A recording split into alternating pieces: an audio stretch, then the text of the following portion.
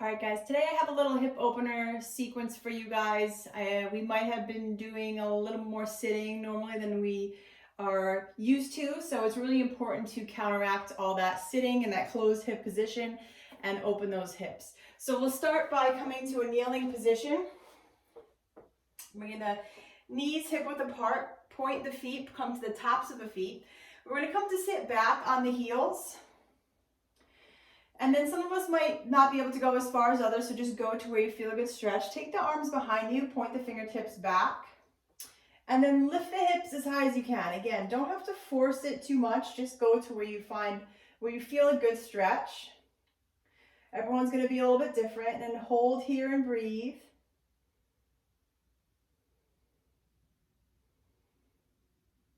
Good, gently pressing those hips up a little more if you can.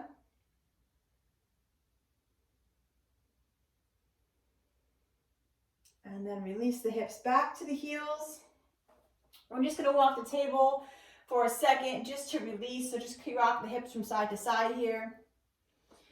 We'll do that again, and we'll add a little more stretch. We'll add a stretch to the feet. So go ahead and tuck the toes. And this is going to be a pretty intense stretch for the feet. So if you can't do it, if it's much too uncomfortable, just come back to the tops of your feet. So tucking the toes.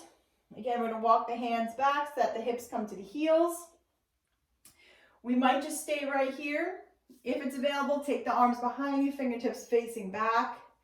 Lift the hips any amount. Make sure you're breathing through this static hold. It's going to help your body relax. It's going to help your muscles relax. And it's going to help your stretch that you're doing work better. Good. Deep breaths here.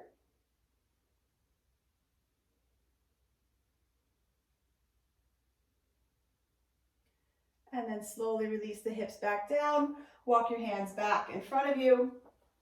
Coming back to a tabletop position. From here, we're going to slide the left hand so that it's underneath the nose, and step the left foot to the outside of that left hand. And then from here, we're going to back the right knee up a little bit, so kind of inch it towards the back of your mat.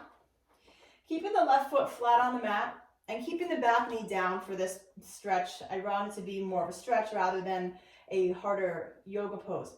So back knee stays down. From here, you're going to lower the chest down towards the mat any amount, bending the elbows.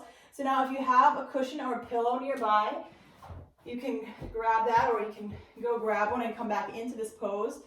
So you can fill the space. If you don't quite get to the mat with the elbows, you can fill the space with that cushion, and it gives you something to lean the forearms into. Bottom of the left foot stays on the mat. Breathe here, deep breaths. Keep the neck in line with the spine, so try not to let it drop. Just keep it at neutral. Breathe into those tight spots.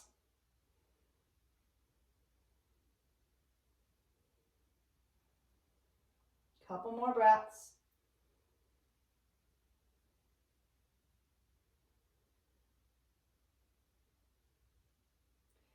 Good. Slowly press back to the bottoms of your hands. Keep the foot in this position. And what we're going to do now is we're going to flex the left foot and come onto the outer edge of that left foot. So the left knee is going to come out to the side a little bit, but keep that foot flexed so the ankle doesn't roll in.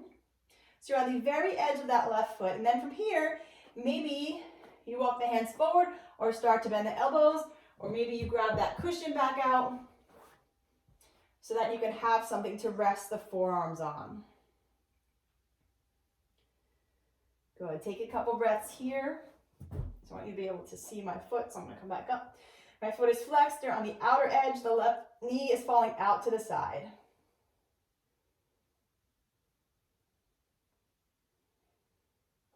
Deep breaths.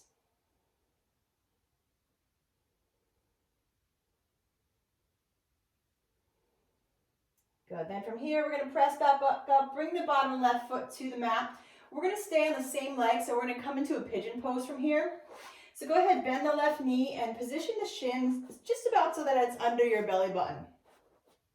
Bring the bottoms of the hands to the mat. Square the hips forward. So those two little points on your hips, those two bones that you can feel, they should be pointed forward the whole time. Lengthen the spine. And then start to walk the hands forward any amount. Maybe you grab your pillow again. Maybe you're on your forearms. maybe you stack your hands and then you can rest your forehead on your hands. As you hold this pose, try to relax your head and just release the weight of your head into your hands.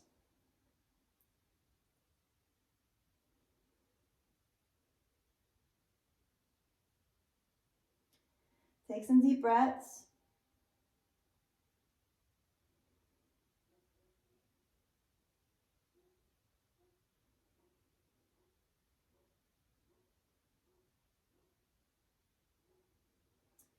Good, and then slowly walk the hands in, stepping yourself back to a tabletop position. Just rock the hips from side to side here. And then setting up for the other side. So slide the right hand so it's underneath your face. Right foot steps forward. Scoot your back knee to the back of your mat. And then again from here, start to bend the elbows. Maybe the forearms come to the ground. And if there's a gap, you can fill it with a cushion or a pillow. I like to be able to rest my forearms on something, so if you can't quite get them to the ground, it feels a little nicer filling that space and being able to support the elbows on that. You might notice that left and right sides are different, and that's pretty normal. So just adjust as you need to, keeping the right foot flat on the ground for this first part here. Back knee stays lowered. Head is in line with the spine, and just take some deep breaths.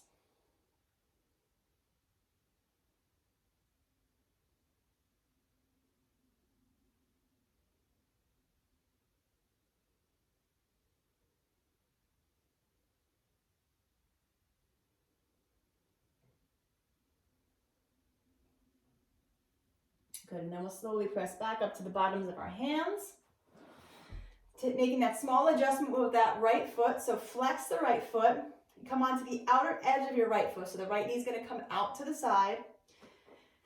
And then again, lowering down wherever is comfortable for you. Try to bridge that gap with a pillow or a cushion so you can have something to rest your forearms down.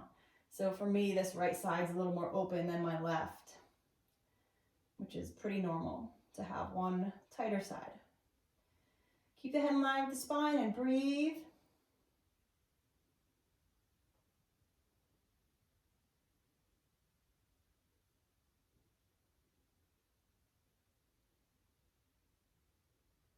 Good, a couple more breaths.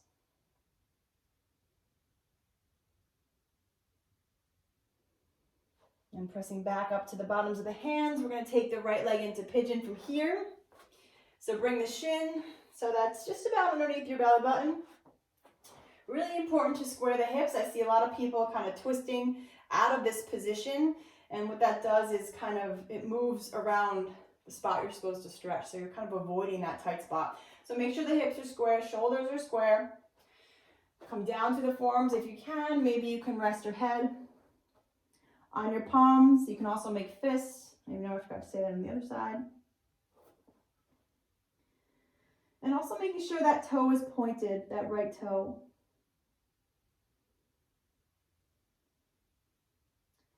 Just breathe and relax here.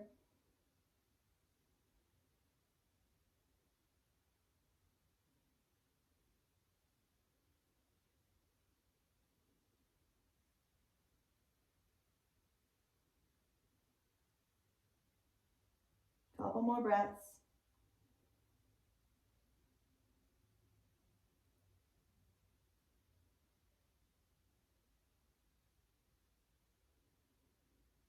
Good, slowly walking the hands in. Coming back to tabletop position. And then just coming to sit on your butt. Now if you have a cushion, you can bring that out. You don't need to have one, so I'll show you with. This is just a nice little restorative version of Baddha Konasana. So take a second, grab a cushion, grab a pillow, bring it right up next to your butt. Bring the bottoms of your feet together, take your knees out to the side, and go ahead and lie back on that cushion. You can play some relaxing music, you can close your eyes, you can literally stay here for as long as you want. And just trying to relax the entire body.